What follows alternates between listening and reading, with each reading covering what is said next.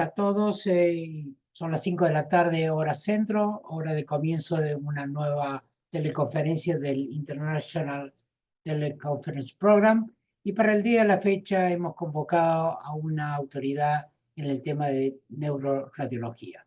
Me refiero al doctor Ramón Figueroa, quien es profesor emérito de radiología e imagen del Medical College en Georgia, en la Universidad de Augusta, en Augusta, Georgia, jefe de neuroradiología de dicha universidad, fue vicejefe del Departamento de Radiología de dicha universidad, fue también presidente de la Sociedad Ibero-Latinoamericana de Neuroradiología, más conocida como SILAM.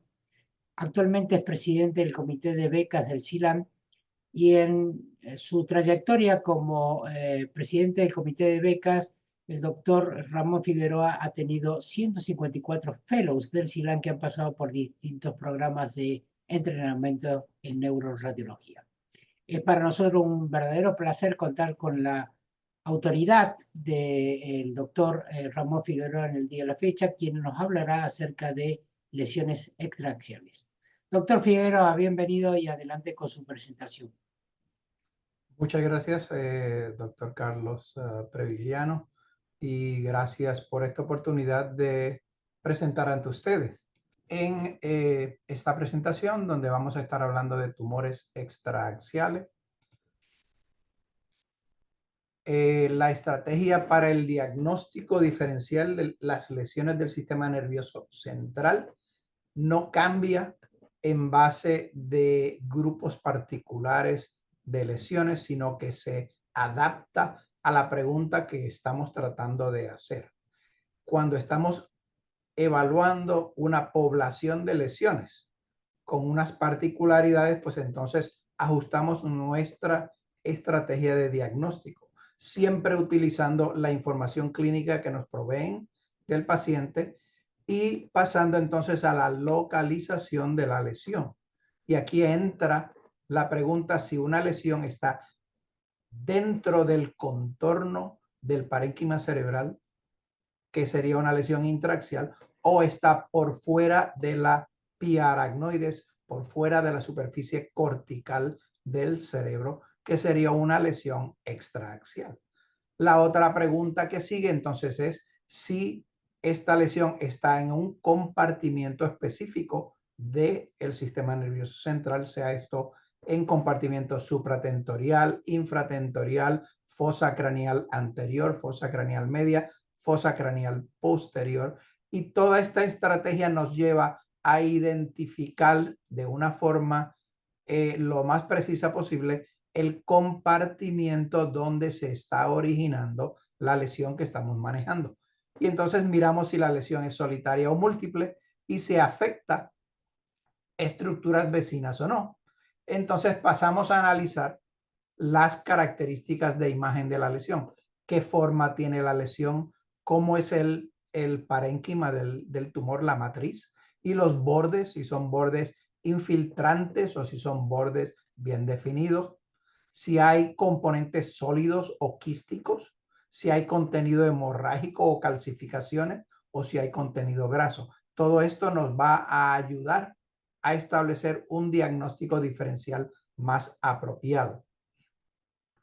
Y entonces, al final, ¿cómo responde la lesión cuando administramos medio de contraste? Si el contraste es intenso o es leve o no hay respuesta a contraste cuando se administra gadolíneo en resonancia o contrastes iodinados en tomografía computada. Entonces, veamos ahora los tumores extraaxiales, que va a ser el tópico del día. Estos son tumores que están localizados a lo largo de la superficie cortical cerebral, donde vamos a ver desplazamiento de la sustancia gris por la lesión. O sea que siempre vamos a encontrar una cintilla de sustancia gris entre la lesión y la sustancia blanca que vemos desplazada por el efecto de masa que usualmente la lesión va a ocupar. Esta masa o esta lesión va a desplazar la corteza y va a crear una expansión en el espacio subaracnoide, que lo vamos a reconocer especialmente en imágenes de T2 como líquido cefalorraquídeo. Las lesiones pueden ser de base ancha o de base corta y usualmente vamos a ver una respuesta de la meninge a la lesión que puede expresarse como una coladura. Podemos encontrar en ocasiones una reacción del hueso que queda inmediatamente debajo de la lesión, donde podemos ver hiperostosis o podemos ver erosión o podemos ver remodelamiento dependiendo del comportamiento de la lesión. Las lesiones más frecuentes que vamos a encontrar van a ser meningiomas, schwannomas, craniofaringiomas, adenomas de pituitaria, lesiones ectodermales como epidermoides y dermoides, lipomas y un número de metástasis que pueden envolver el espacio extraaxial. ¿Cómo decidimos que una lesión es extraaxial o no? Vamos aquí a cambiar. En primer lugar, una lesión va a ser externa a la corteza cerebral, desplazando y expandiendo el espacio subaracnoides.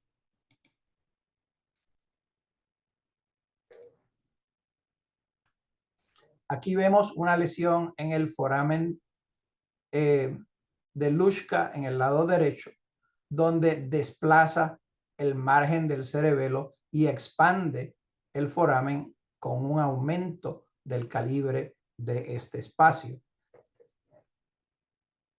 Podemos ver líquido cefalorraquídeo a lo largo de una lesión que está definiendo el grado de desplazamiento de la lesión. Esto también es un signo de que es una lesión extraaxial. Si vemos también desplazamiento de estructuras vasculares, como la punta de la basilar aquí, o como la cerebral anterior en la fisura interhemisférica frontal. Esto también nos indica un comportamiento extraaxial. La sustancia gris cortical va a estar desplazada, como vemos en este margen frontal aquí, donde podemos reconocer la sustancia gris y la sustancia blanca, que por estar mielinizada en una imagen T2 va a estar más oscura. Y si observan, este borde de corteza está desplazado alrededor del efecto de masa que está comprimiéndolo. Eso nos indica que es una lesión extraaxial. Las lesiones extraaxiales pueden tener una base estrecha o una base amplia, dependiendo de su etiología, y pueden tener también una reacción del hueso subyacente, como vemos en este meningioma del plano esfenoidal, que está causando una hiperostosis en el hueso subyacente en la base de cráneo. Los tumores extraaxiales representan un 50% de los tumores intracraneales en las estadísticas que tenemos de tumores cerebrales en Estados Unidos. Y de estos, el meningioma es el tumor extraaxial más común en el adulto, representando un 35% de los tumores intracraneales. Los tumores de pituitaria representan un 14% de los tumores intracraneales. Los tumores de vaina neural son un 5%, alrededor de un 5% de estos tumores, y los tumores son los tumores extraaxiales más comunes en la edad pediátrica. O sea que en el adulto el meningioma, en la edad pediátrica son los tumores de vaina neural, como el schwannoma vestibular, que es el más común de estos tumores de vaina neural, representando el 65% de estos. El craniofaringioma es otro tumor frecuente que encontramos en la edad pediátrica, que representa como un 4% de estos tumores. Aquí tenemos un listado para ambos grupos. En la edad pediátrica, el schwannoma es el tumor dominante extraaxial, seguido del craniofaringioma, el meningioma en tercer lugar, y hay una serie de metástasis que son bastante raras que se expresan en la edad pediátrica, especialmente el neuroblastoma, que es la metástasis más frecuente en la edad pediátrica. En el adulto tenemos el meningioma como el tumor dominante extraaxial, las metástasis a dura, los schwannomas en tercer lugar y las lesiones de pituitaria, típicamente el adenoma de pituitaria en cuarto lugar. Empecemos entonces con el meningioma como la lesión más frecuente que vamos a encontrar. Es una neoplasia extraaxial. Es la más común en el adulto con un índice de 4.4 por 100.000 habitantes por año y es de origen meningio. Es una masa usualmente esférica, lobulada o en placa. Su base dural tiende a ser ancha y va a producir un desplazamiento y compresión de la superficie cortical y de los vasos superficiales. Si buscamos el pliegue meningio, este va a estar definido por líquido cefalorraquídeo a lo largo del borde tumoral, lo que nos va a indicar un comportamiento extraaxial, como vemos en el desplazamiento y elevación del giro frontal inferior aquí y de el giro recto en el plano esfenoidal. El suplido vascular va a ser preferencialmente por vasos que nutren la meninge. En este caso, la arteria meningia media es el suplido vascular predominante en los meningiomas supratentoriales en las convexidades laterales. Vamos a ver un comportamiento de isointensidad del meningioma antes de contraste en las imágenes de T1 y T2. Como observan aquí, pueden ver la corteza cerebral y la señal de la matriz del tumor son de un comportamiento muy similar porque la razón celular a espacio extracelular es muy similar en la corteza cerebral y en el meningioma. Por lo tanto, su comportamiento está dictado por el contenido de agua en estos espacios y al ser bastante similares van a tener un comportamiento que es bastante similar en secuencias precontraste. En secuencias contrastadas vamos a tener un patrón intenso de realce que muchas veces nos define pequeñas líneas vasculares desde el punto de origen del tumor hacia el resto de la matriz tumoral.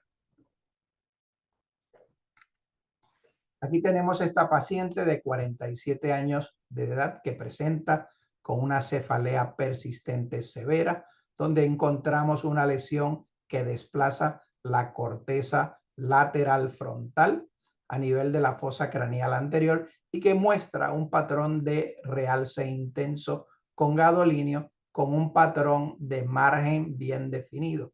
Estas son características extraaxiales y de comportamiento que uno espera en un meningioma. Observen la isointensidad de corteza y de tumor y el patrón intenso de realce. Este paciente le hicimos una angiografía para ver su patrón vascular y observen que estamos haciendo una inyección selectiva en la carótida externa. Esta es la arteria maxilar interna y una rama de esta va a ser la arteria meningia media que asciende y en casos de hipervascularidad de la meninge abre múltiples ramas meningias que nutren el tumor, todas ellas originándose de la meningia media. Observen el patrón de arborización de la vascularidad tumoral y en la fase capilar tardía y venosa temprana observen que hay contraste en el sistema venoso. Todavía tenemos un patrón intenso de realce que explica el por qué el tumor tiene una intensidad elevada de realce. Es porque atrapa dentro de su capilaridad el contraste, porque la salida de contraste es mucho más restringida que la entrada vascular que vemos en estos tumores. Aquí tenemos otro ejemplo, una mujer de 56 años de edad. Esta presenta con una masa en convexidad superior a nivel del falx, que es un meningioma grado 1. Observen que tenemos una masa de tejido blando que está asociada al tope del falx. Observen en contraste en esta imagen y que ha inducido una reacción de hiperostosis del hueso inmediatamente encima de la lesión. Esto típicamente correlaciona con extensión del meningioma en los canales aversianos del hueso. O sea que hay tumor dentro de la calota ósea en este espacio, y podemos ver que la reacción de engrosamiento alcanza el margen superior o exterior de la tabla externa del tumor. Observen además características de isointensidad en T1, isointensidad en T2, y entonces vemos un patrón de realce interno. Aquí tenemos un envolvimiento del seno sagital superior, que es uno de los hallazgos importantes que tenemos que determinar cuando tenemos lesiones en los márgenes de la hoz del falx interhemisférico.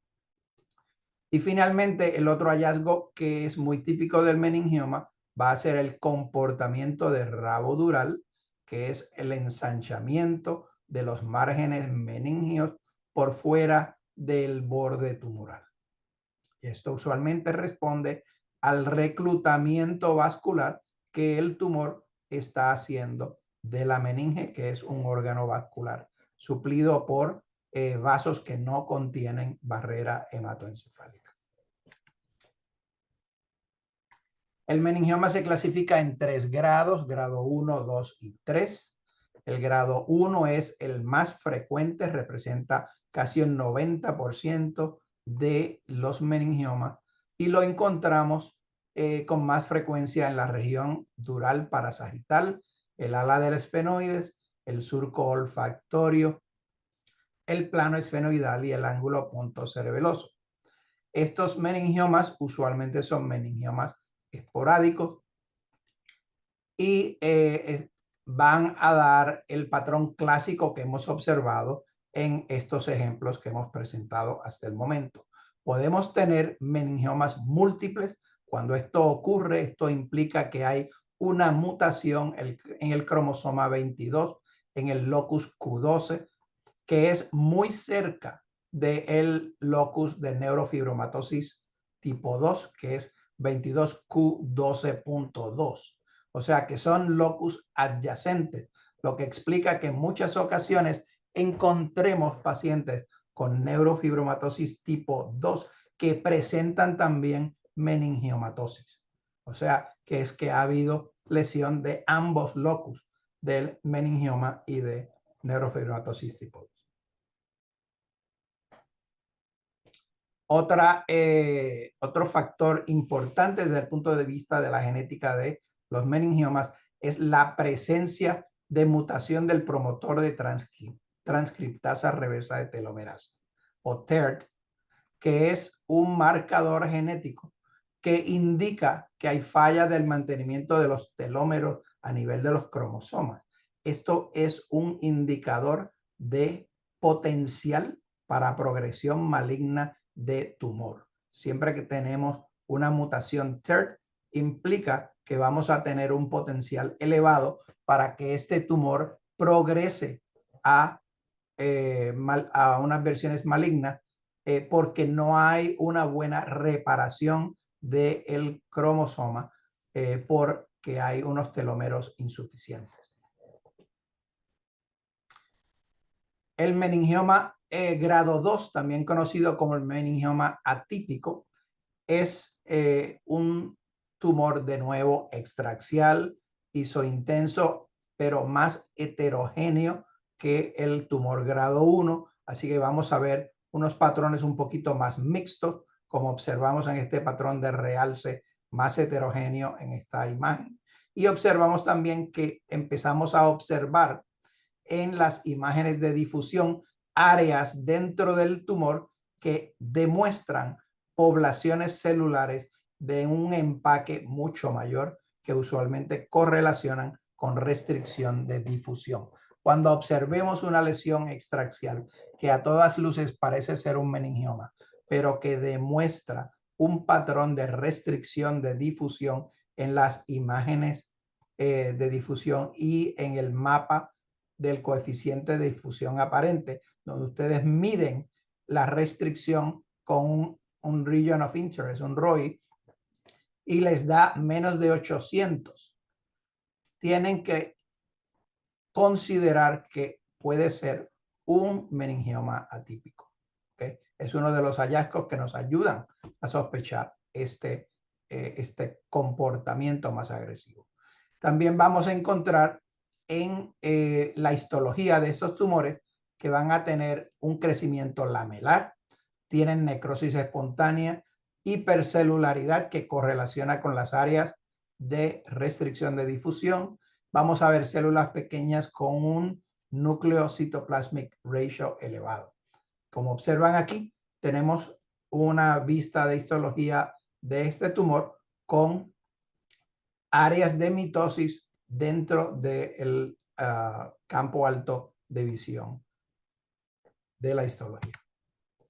El tercer grado es el meningioma maligno, grado 3, también conocido como meningioma anaplásico. Y aquí vamos a observar un nivel bien alto de mitosis por campo alto, donde tenemos más de 20 mitosis. Observen múltiples mitosis en la histología de este tumor y vamos a ver una lesión con comportamiento biológico agresivo, una dura heterogénea, localmente invasiva. Podemos observar áreas de necrosis dentro del tumor. Podemos observar también un patrón irregular de compresión de la corteza con áreas de edema perilesional y vemos difusión anormal con restricción en el ADC dentro del parénquima sólido del tumor. Estos tumores grado 3 tienden a ser más frecuentes en áreas donde hay volúmenes grandes de meninge porque les sirven de suplido vascular a estos tumores. El fals, el tentorio y el ángulo pontocerebeloso son áreas anatómicas que se distinguen por volúmenes grandes de tejido de dura en estas estructuras o septos que sirven entonces como un patrón de suplido vascular. Metástasis distantes en el meningioma maligno pueden ocurrir a pulmón, pleura, hígado o a sistema musculoesquelético. Estas han sido reportadas, no son frecuentes, pero es una consideración a tener cuando tenemos un meningioma grado 3. Pasemos al adenoma de pituitaria. Esto representa una masa supracelular de un volumen mayor de 10 milímetros de altura, más común, una de las lesiones más comunes en adultos, presenta con un efecto de masa o un desbalance hormonal. Usualmente cuando el efecto de masa es en la presentación, vamos a tener un tumor no secretor que va a presentar clínicamente por los efectos de compresión o en vías visuales anteriores o en estructuras de pares craneanos o base de cráneo. Cuando tenemos uno con desbalance hormonal, usualmente vamos a tener adenomas pequeños, lo que llamamos microadenomas, que por su secreción van a tener entonces un impacto hormonal que clínicamente hace presentar al paciente. Aquí tenemos ejemplos de ambos, donde tenemos un macroadenoma con expansión de la silla y proyección en la región supracelular a nivel de la parte anterior del polígono de Willis. Y en la imagen coronal podemos ver que tiene expansión lateral hacia los senos cavernosos con envolvimiento de las carótidas internas. Acá tenemos un microadenoma donde vemos asimetría de la porción anterior de la adenohipófisis en el lado izquierdo con un aumento en la altura y un cambio de señal en el área del microadenoma. Estos microadenomas, por su empaque celular y su distorsión de los sinusoides de circulación dentro de la glándula, van a producir un retardo en el realce cuando le damos un bolo de gadolinio. Así que utilizamos un bolo rápido de gadolinio para que la fisiología de la adenohipófisis con un rápido realce desde infundíbulo en adelante nos defina el contorno de la lesión, porque el microadenoma, por su crecimiento celular más desorganizado, tiende a tomar más tiempo para expresar realce. Y eso nos sirve como una herramienta de diagnóstico. La presentación clínica en los adenomas va a depender entonces si es presentación por un tumor secretor, usualmente con trastornos endocrinos, o un tumor no secretor que usualmente crece silenciosamente hasta que su efecto de masa entonces causa la presentación clínica. Y ahí tendremos compresión de vías visuales con disminución de la visión, parálisis de nervios craneales, trastornos de músculos extraoculares, convulsiones por compresión frontal, cefalea o fístulas de líquido cefalorraquídeo. Mientras que expresión endocrina es más relacionada con las diferentes síndromes hormonales que esta va a causar.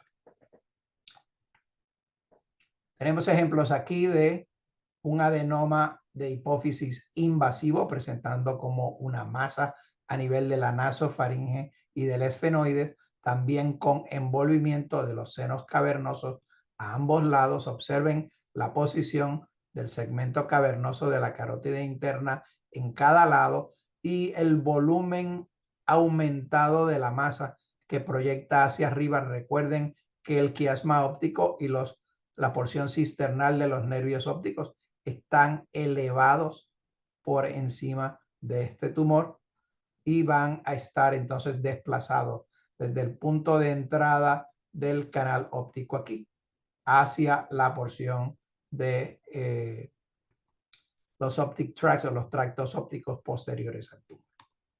Aquí tenemos otro tumor con envolvimiento de la carótida interna en el segmento cavernoso, donde podemos observar el arropamiento tumoral completo alrededor de esta lesión y podemos ver con el realce la posición de la carótida interna en el lado derecho que está normal y la carótida interna en el lado izquierdo que está un poco disminuida de calibre, rodeada de tumor, produciendo una convexidad del contorno del seno cavernoso.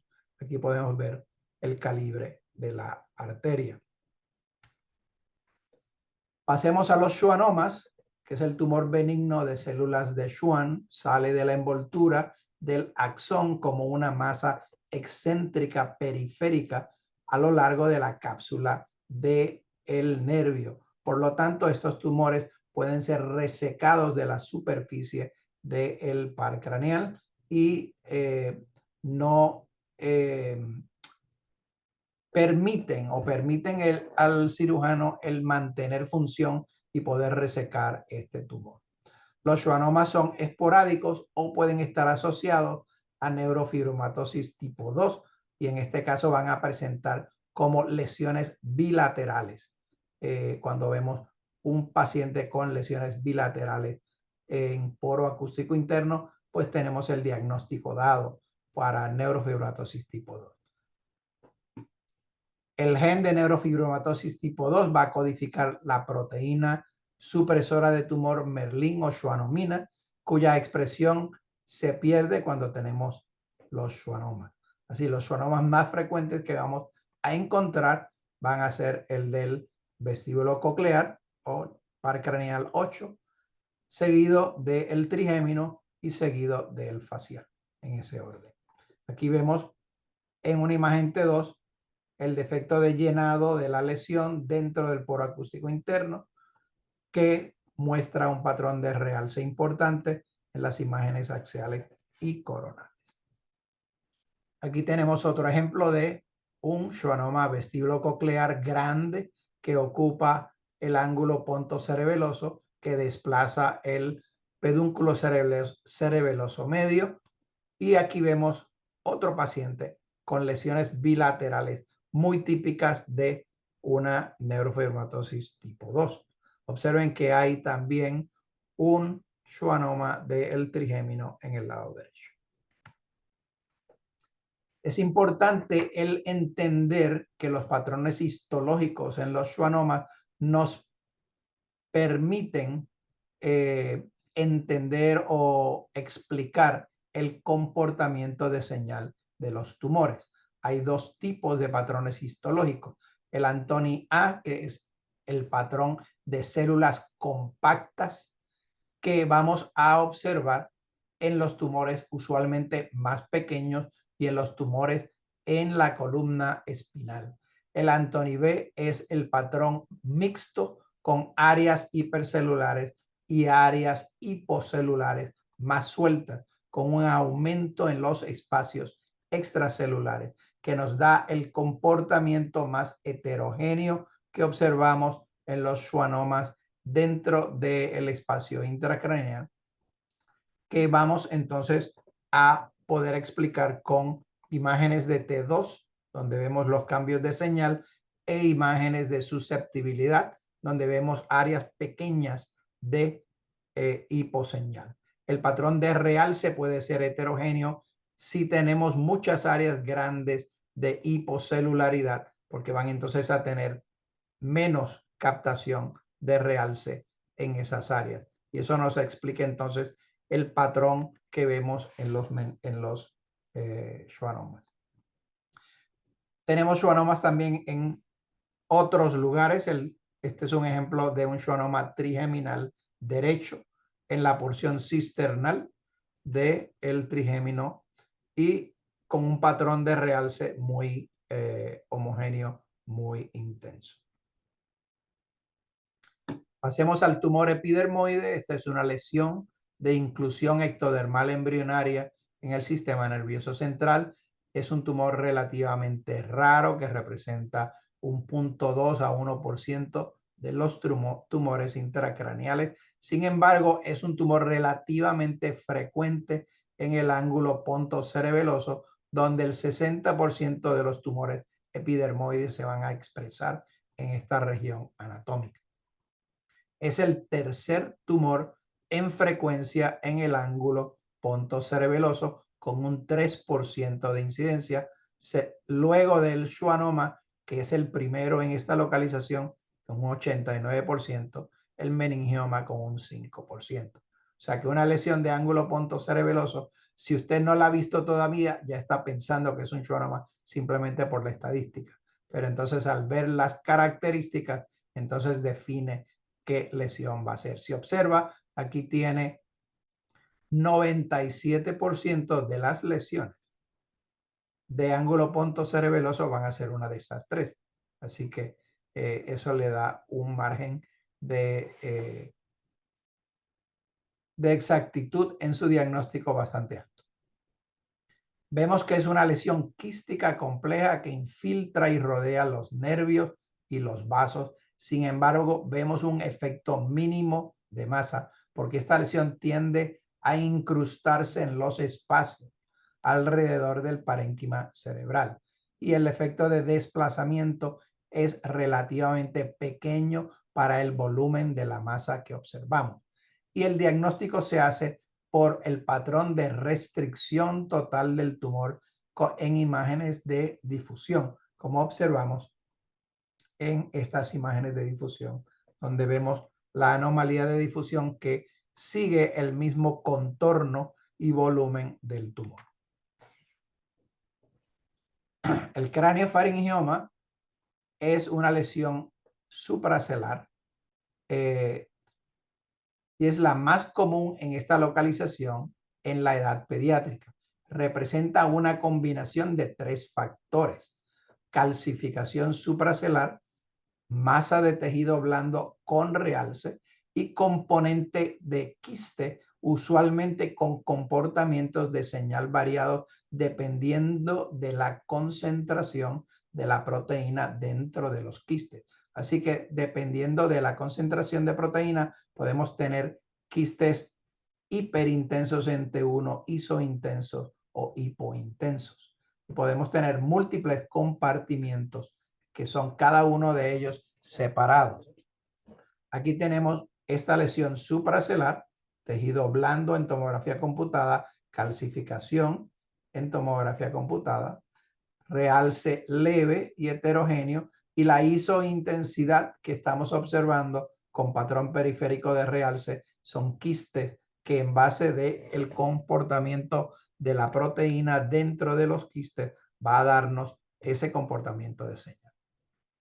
Otra lesión que vamos a encontrar en espacio supratentorial e infratentorial son los quistes aracnoides. Son más frecuentes en espacio supratentorial, especialmente la fosa craneal media, que es donde más frecuentemente lo encontramos. 67% de estas lesiones están presentes en la fosa craneal media. Luego en las convexidades y en el espacio infratentorial lo encontramos usualmente en el ángulo pontocerebeloso. Esta lesión, por ser de crecimiento extremadamente lento, nos va a dar adelgazamiento de la calota ósea inmediatamente adyacente a la lesión y remodelamiento de las estructuras desplazadas del parénquima cerebral sin perder función en el parénquima que está desplazado, porque este patrón, básicamente, el cerebro se ha amoldado al patrón de líquido del quiste. El comportamiento va a ser entonces aquel comportamiento de líquido cefalorraquídeo. Cuando observamos en difusión, las imágenes de Apparent Diffusion Coefficient nos van a dar un comportamiento de agua libre en el comportamiento de difusión. Otro quiste que nos encontramos como lesión extraaxial es el quiste dermoide, también quiste congénito. Sin embargo, este contiene una mezcla de material oleoso que resulta del contenido de epitelio escamoso, elementos de sebo, pelo y glándulas de sudor. Toda esta combinación crea este patrón con hiperintensidad en T1, usualmente asociada a la queratina del descamado escamoso de estos elementos de piel. Esta lesión es mucho menos común que el tumor epidermoide, es bastante rara. Siempre la encontramos cerca de la línea media, más frecuentemente en la región supracelular, seguida de la fosa posterior y por último en la región frontonasal. Usualmente es una lesión asintomática, excepto si hay una rotura del quiste, donde hay escape de este líquido, como observan pequeños grumos de hiperseñal. Esta es una imagen sin contraste. Y cuando esto ocurre, tenemos un cuadro súbito de cefalea aguda que imita el cuadro de una hemorragia subaracnoidea por una meningitis química aguda causada por el escape de todos estos componentes bien irritantes que escapan entonces al espacio subaracnoide, a los sistemas ventriculares, a las cisternas basales y producen una reacción inflamatoria que lleva a una hidrocefalia aguda en muchos de estos pacientes. Así que hay dos problemas. Hay que sacar el quiste, hay que drenar si posible las áreas donde haya este debris y hay que poner una derivación ventricular para poder manejar entonces los cambios postinflamatorios de obstrucción que frecuentemente vemos en estos pacientes. Otra lesión ectodérmica extraaxial que encontramos van a ser los lipomas. Una lesión congénita, usualmente un hallazgo incidental y que en base de su localización preferencialmente la encontramos cerca de la línea media. El lipoma pericallosal o de cuerpo calloso es el más frecuente. Casi la mitad de estas lesiones van a ser asociadas al cuerpo calloso. La región cuadrigeminal, como en este caso, en la placa cuadrigeminal en el mesencéfalo, representa un 25%, en la región supracelular un 15%, en el ángulo pontocerebeloso y la fisura silviana el remanente. ¿Cómo lo identificamos? En primer lugar, hiperintensidad en T1, también tienen hiperintensidad en T2 si están mirando una imagen T2 de Fast-Pineco. Como observamos aquí, una imagen T2 de Fast-Pineco, observen líquido cefalorraquídeo brillante. Entonces reconocemos que es grasa, primero porque en la Fast-Pineco observan una muesca complementaria en el borde de la lesión, que es el efecto de artefacto de desplazamiento químico en T2 o Chemical Shift Artifact, que por la frecuencia, cuando uno aplica frecuencia a la grasa, cuando regresa a esa frecuencia y la detecta el magneto, hay un cambio leve de frecuencia y como todos sabemos, frecuencia en resonancia implica localización anatómica. Así que si la lesión me cambia la frecuencia que yo he emitido, yo la leo en el magneto como una posición levemente diferente y eso causa un vacío de señal en el borde de la grasa que identifica como Chemical Shift Artifact la naturaleza grasa de la lesión. La otra forma es aplicar un pulso de saturación de grasa, como observamos aquí, donde se ha perdido la señal de la grasa en esta T1 Fat Suppressed. Pasemos a las metástasis durales o leptomeningias. Es el origen más frecuente de estas lesiones, que las vamos a ver típicamente en el adulto, van a ser de mama, que es la lesión más frecuente en mujer, de pulmón, más frecuente en el hombre, y en el niño, el neuroblastoma, que tiene una tendencia muy frecuente a envolvimiento de la dura a nivel intracraneal. Otras lesiones son próstata, melanoma, linfoma, carcinoma renal o gástrico. Aquí tenemos ejemplos de lesiones extraaxiales que son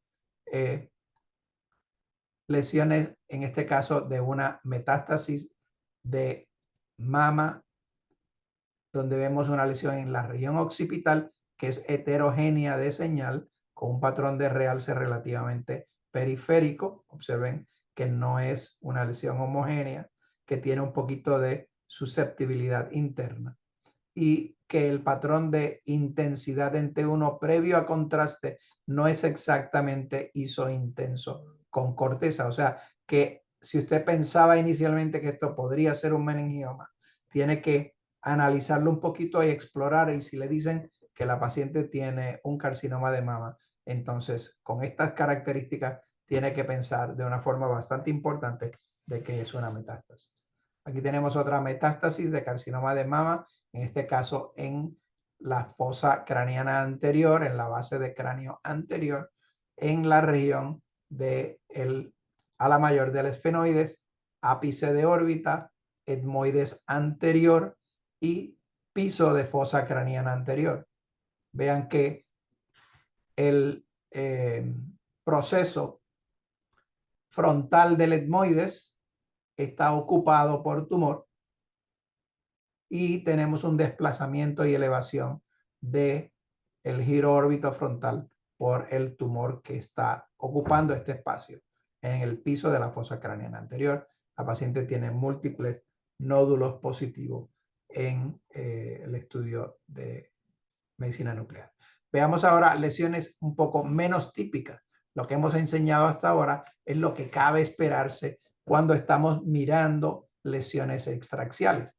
Pero las lesiones extraaxiales a nivel del espacio intracraneal pueden resultar de múltiples otros mecanismos. Aquí tenemos este paciente, es una paciente mujer de 72 años que presenta con visión doble de comienzo reciente.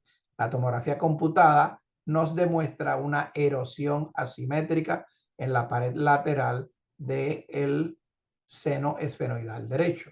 Miramos esta misma región en la resonancia magnética y observamos que hay un patrón de señal anormal que desplaza la mucosa del seno esfenoidal. La mucosa de los senos paranasales es hiperintensa en T2, como observan aquí. Eso es mucosa normal. Esto no es mucosa normal. Esto no es mucosa normal. esto no es mucosa normal. Así que tenemos un proceso en base de cráneo que es infiltrante, que proyecta hacia el ápice orbitario y que se extiende al seno cavernoso. Observen el arropamiento de la carótida interna. Con resonancia, con contraste, observamos que hay un patrón difuso de realce que es diferente al realce intenso de la mucosa normal de los senos paranasales. Así que esto es tumor. Este paciente le hicimos una biopsia guiada por endoscopía transesfenoidal y esto resultó en un linfoma no Hodgkins.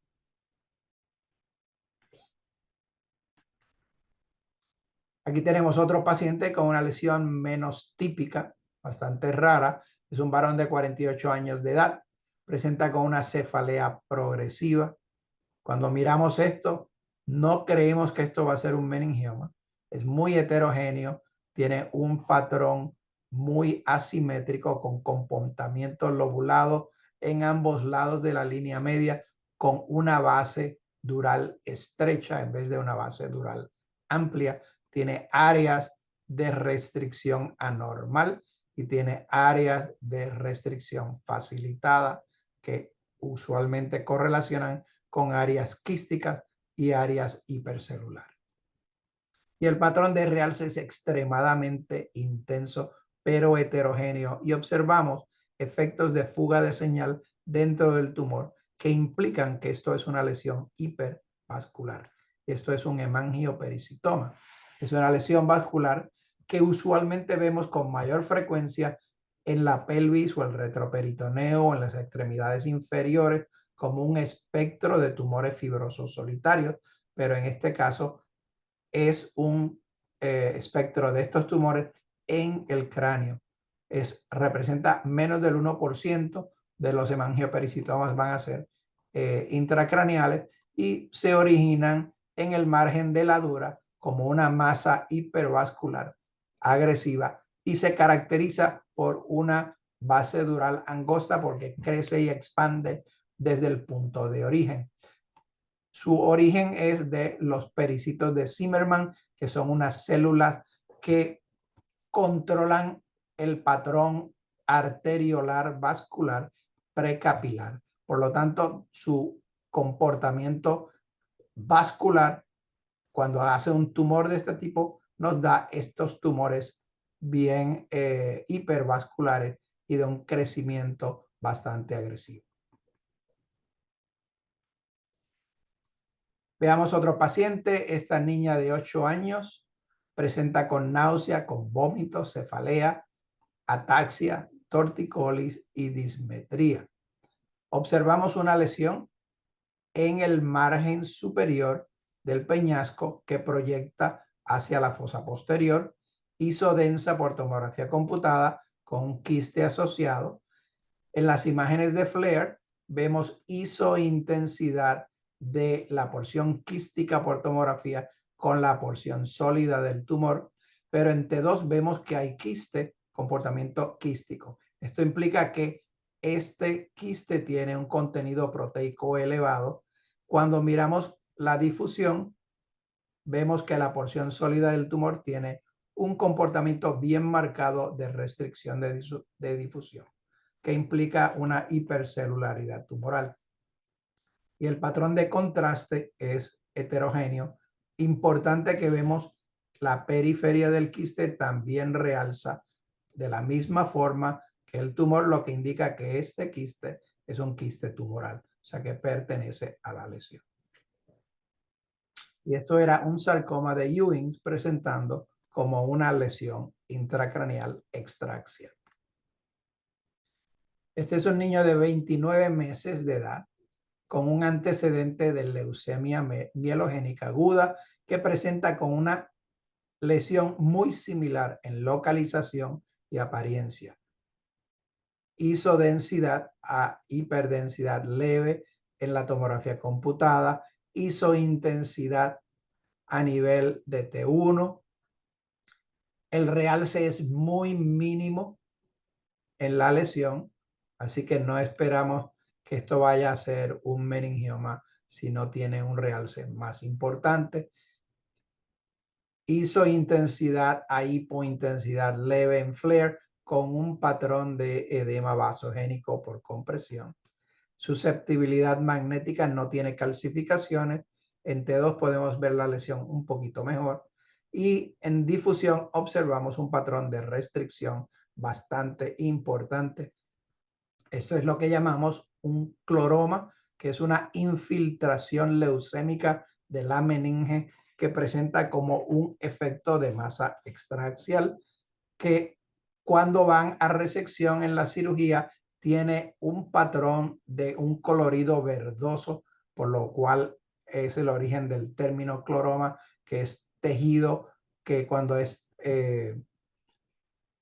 el patólogo tiñe tejidos con cloro van a tener un tinte verdoso. Así que cuando el cirujano ve por primera vez la lesión y la ve tipo verdosa, dice, ah, esto puede ser algo que tenga cloro. Inicialmente pensaron de esa forma, aun cuando histológicamente no lo tiene, pero la apariencia imita el comportamiento de tejido con cloro y de ahí sale el término de cloroma, que en realidad no tiene nada que ver con la histología del paciente, pero es muy descriptivo y se sigue usando desde esta forma. Otra lesión interesante que encontramos bastante rara es lo que llamamos el tumor de colisión. Esto ocurre cuando tenemos dos tipos de situaciones, cuando dos patologías crecen y entran en contacto y entonces hay una resección quirúrgica que identifica la patología diferente de ambas en el mismo espécimen.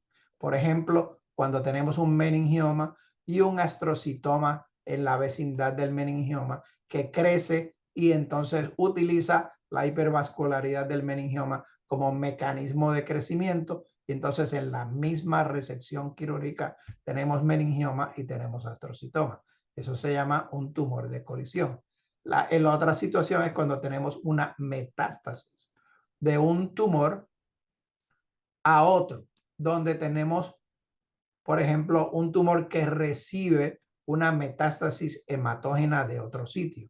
Y esto explica que, por ejemplo, tenemos un meningioma que recibe por vía hematógena una metástasis de otro tumor. El tumor más frecuente de colisión de este patrón es meningioma con metástasis de mama. El tumor más frecuente de esta condición es meningioma de nuevo con crecimiento invasivo de un astrocitoma. Aquí tenemos en este caso una lesión en la fosa craneana media. Vemos la isointensidad e hipointensidad, isointensidad en T1, hipointensidad en T2, patrón de realce heterogéneo con infiltración de la base de cráneo y de la fosa infratemporal de este tumor, que es un meningioma que alojó un carcinoma, una metástasis de carcinoma de colon que empezó entonces a erosionar la base de cráneo. Tenemos esta mujer de 62 años que presenta con vértigo y con cefalea, una lesión heterogénea con haces o líneas arcuadas de hueso proyectando en la porción posterior del peñasco en la vecindad del poro auditivo interno inmediatamente posterior. Anatómicamente, esto es la lesión, la localización del acueducto vestibular. Y esta lesión por resonancia magnética es muy clásica de un tumor de saco endolinfático, donde observamos esta apariencia de múltiples pequeños quistes periféricos que le dan la característica de imagen de esta lesión. Esto es un tumor benigno, pero de comportamiento más agresivo, donde hay que hacer una resección completa con borde amplio para que no haya recurrencia del tumor. Mujer de 34 años de edad que presenta con una visión borrosa, con cefalea. Tomografía computada demuestra una lesión expansiva de la base de cráneo central. Inmediatamente pensamos esto debe ser un adenoma pituitárico gigante, invasivo. Miramos la resonancia, de nuevo vemos el desplazamiento de las estructuras, pero pudimos identificar la pituitaria sentada pequeñita encima del tumor. El patrón heterogéneo no es el que esperamos para un tumor de pituitaria, y entonces en las imágenes de T2 vemos este comportamiento de hiperintensidad del parénquima, de la matriz de la lesión, que recuerda las células fisalíforas que nos dan el diagnóstico de cordoma de Clivus. Este patrón de hiperintensidad en T2 nos ayuda a confirmar el diagnóstico o a mover nuestra aguja en nuestro diagnóstico hacia el cordoma de Clivus. Otra lesión muy similar es el plasmocitoma solitario cuando envuelve la base de cráneo. Aquí tenemos una lesión muy parecida al caso anterior. Sin embargo, vemos remodelamiento y efecto lítico en base de cráneo. En T2 no tenemos hiperseñal, lo que diferencia a esta lesión de la lesión anterior. Y el patrón de realce es muy intenso y bastante amplia la extensión del tumor en la base de cráneo. Este es un plasmocitoma solitario.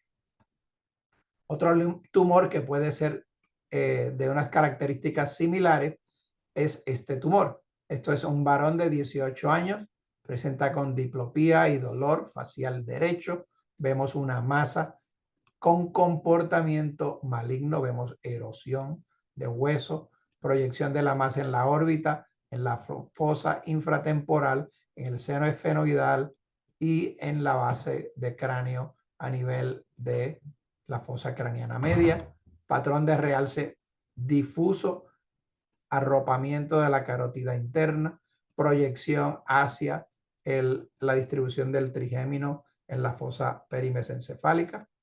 Y esto es un rhabdomiosarcoma que comenzó en el espacio masticador derecho y ascendió a la base de cráneo, presentando entonces como una lesión extraaxial en la fosa craneana media. Otro patrón que a veces nos puede dar mucha dificultad es cuando vemos patrones de ensanchamiento o de engrosamiento difuso de las meninges. Y aquí tenemos un ejemplo de esto, una paquimeningitis hipertrófica asociada a IgG4. También podemos ver esto en neurosarcoidosis. En este caso, con la IgG4, es una condición fibroinflamatoria autoinmune. Afecta múltiples órganos, no tan solo la dura, sino que páncreas, retroperitoneo, sistema biliar, glándulas salivares y órbita. Tiene niveles elevados de IgG4 en suero y esto nos permite el diagnóstico de la condición. Y vamos a observar un comportamiento que por imagen nos puede ayudar en el diagnóstico antes de saber esto. Y es que vamos a ver un comportamiento de pérdida de señal o hiposeñal en las imágenes de susceptibilidad magnética, sean estas por SWIFT o sea por ecogradiente, donde vemos que la lesión pierde el patrón de señal que vemos en T2 como hizo intenso. Aquí lo vemos con pérdida de señal. Y aquí vemos el patrón de realce muy típico de lesiones vasculares meníngeas, donde vemos este patrón bastante difuso de realce en la base de cráneo. En resumen, hemos visto lesiones extraaxiales y definido estas como lesiones superficiales a la corteza cerebral, a la sustancia gris. Vemos que las lesiones extraaxiales en niños más frecuentes van a ser el schwannoma, el craneofaringioma y en tercer lugar el meningioma, mientras que en el adulto tenemos el meningioma como la más frecuente, metástasis durales, schwannoma y adenomas de pituitaria. Las metástasis en adultos son más frecuentes a dura, de origen de mama, de pulmón, y el linfoma que también afecta las meninges. En niños podemos encontrar metástasis a dura por neuroblastoma, que aun cuando es el más frecuente, es una condición relativamente rara.